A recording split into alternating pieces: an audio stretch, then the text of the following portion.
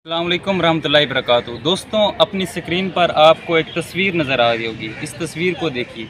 ये जो खूबसूरत नौजवान जिसकी उम्र 19 साल है, इस दुनिया में इस वक्त नहीं रहा।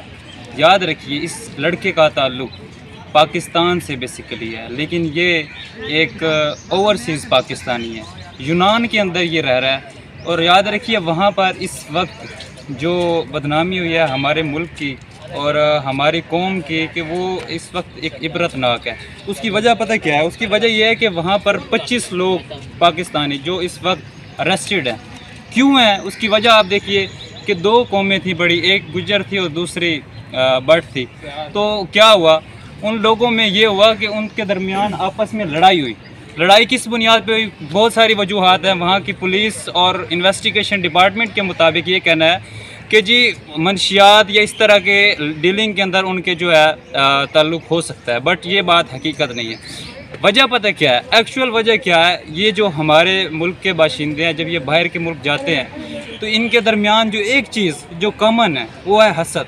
और ये हसद की बुनियाद पर जहाँ पर भी जाएँ ये वहाँ पर कोई ना कोई झगड़ा करते हैं। तो मैकोनोस एक जजीरा है यूनान के अंदर।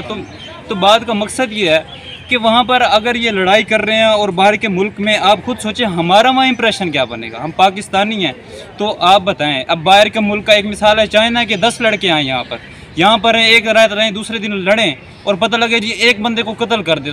तो जो उनकी इतनी बड़ी पॉपुलेशन है वो सारी का इंप्रेशन हमारे माइंड में क्या जाएगा?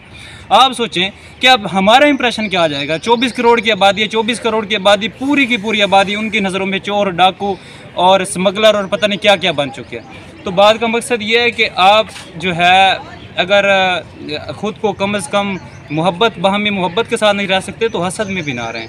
तो इंशाल्लाह जो है जो अंधेरा होता है वो रोशनी की वजह से आता है। तो अपनी ज़िंदगी में रोशनी लाएं। शुक्रिया, थैंक